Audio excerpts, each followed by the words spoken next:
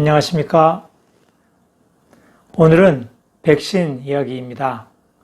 백신은 예방접종에 사용하는 약입니다. 백신이란 것은 즉 질병을 일으키는 세균이나 바이러스, 그러니까 항원이라고 하죠. 이런 것을 약한 항원을 주입하게 되면 거기에 대해서 면역세포가 항체를 형성하게 돼가지고 나중에 실제 병원체가 침입하더라도 거기에 대처할 수 있게 됩니다. 그것을 대처할 수 있도록 하는 것이 백신이라고 하는 겁니다. 백신이란 것은 1796년에 제너라는 사람이 발견하게 됐는데 우드를 경험했던 사람은 천연대에 걸리지 않는다는 것을 알게 돼서 이 사람이 어느 날 병원에 소젖을 짜다가 손에 종기가 발생한 여인이 찾아왔습니다. 그러니까 그 종기에서 고름을 채취해가지고 채취된 고름을 8살 난 아이의 팔에다가 주입시켰습니다. 그러고 나서 6주 정도 지난 다음에 천연두 고름을 아이에게 주입시켰는데 그 아이가 천연두에 걸리질 않았습니다. 그래서 이게 우드에 걸리게 되면 천연두에 걸리지 않는구나 하는 것을 발견해서 천연두에 대한 치료법이 발견되게 되는데 이것이 백신의 어떻게 보면 시초라고 할 수 있습니다.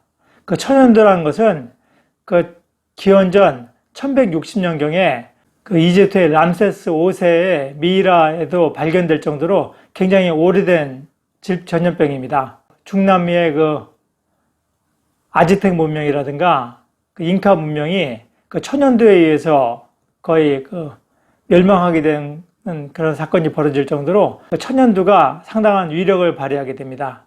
그 정도로 천연두라는 병은 굉장히 치료도 어렵고 굉장히 전염성도 강하고 거의 걸렸다 하게 되면 거의 30% 이상이 죽게 되는 아주 치명적인 병입니다. 거기에 대한 해결법을 백신을 통해서 발견하게 된 거죠.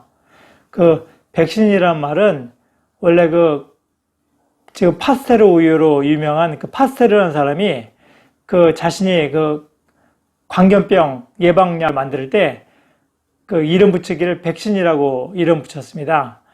치료하는 방법을 백시네이션, 예방 접종이라고 불렀는데 그것은 천연두의 예방에 공헌한 제너를 기리기 위해서 백신이라는 이름을 붙였습니다. 백신이란 것은 보통 암소를 라틴어로 베카라고 하는데 천연두를 개발할 때 암소를 이용해서 치료했다는 것을 기려가지고 자신의 약품을 백신이라고 이름합니다. 우리 몸의 면역 기능에는 크게 두 가지가 있습니다. 그러니까 선천성 면역과 후천성 면역이 있는데 후천성 면역에 대해서는 면역 기억이라는 것이 중요합니다. 면역 기억은 외부에서 병원균이 병원체가 침투하게 되면은 거기에 대한 항체가 만들어져서 병원체에 대한 기억을 유지하게 되는데 나중에 재차 병원체가 침투하게 되면 기억을 재생시켜서 항체가 만들어지게 됩니다. 그래서 신속하고 빠르게 병원체에 대항할 수 있게 되는데 그것을 이용한 것이 바로 백신입니다. 천연두 같은 경우에는 자연 상태에 두고 2주 정도 지나게 되면은 사멸하게 되는데, 그러니까 숙주를 찾아서 머무르게 되면은 살 수 있지만은 2주 안에 숙주를 찾지 못하면은 죽게 되는 병균이 천연두죠. 그러다 보니까 백신이 발견되고 나서 천연두 백신이 발견되고 여러 사람이 접종하다 보니까 점점 천연두가 줄어들었습니다. 그래서 최후에 발견된 것이 1977년에 소말리아에서 발견이 됩니다.